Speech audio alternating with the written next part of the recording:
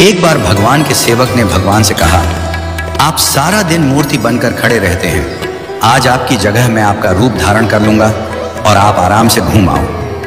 भगवान ने भी सेवक की बात मान ली, लेकिन भगवान ने शर्त रखी कि जो भी प्रार्थना करने आए उन्हें केवल सुनना और कुछ नहीं कहना। सेवक ने शर्त स्वीकार कर ली और योजना के अनुसार सेवक भगवान की जगह मूर्ति बनकर खड़ा हो गया।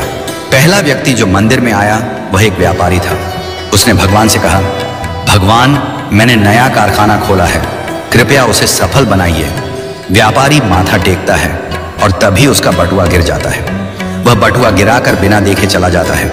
सेवक बेचैन हो जाता है और सोचता है कि व्यापारी को बता दे कि उसका बटुआ गिर गया है, लेकिन भगवान की शर्तों के अनुसार वह कुछ नहीं कहता। कुछ समय बाद एक गरीब आदमी आता है और भगवान से कहता है, भगवान, घर में खाने के लिए कुछ नहीं है, कृपया हमारी मदद करें।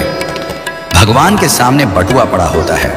वह गरीब आदमी भगवान का धन्यवाद करता है और बटुआ उठाकर चला जाता है।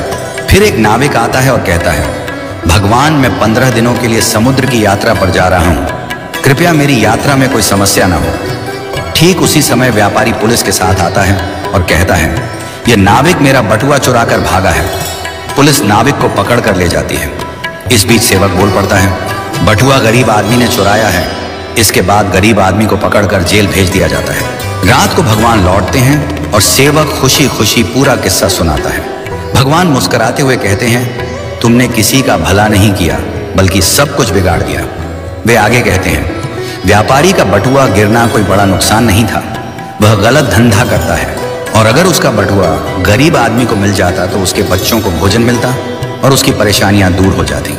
भगवान ने कहा, नाविक जिस यात्रा पर जा रहा था वहां एक तूफान आने वाला था। अगर वह जेल में होता तो उसकी जान बच जाती और उसकी पत्नी विधवा होने से बच जाती। भगवान ने यह भी कहा, कभी कभी जीवन में हमें समस्याएं आती हैं और हम सोचते हैं कि यह हमारे साथ ही क्यों हुआ, लेकिन हमें समझना चाहिए कि इसके पीछे भगवान की योजना होती है।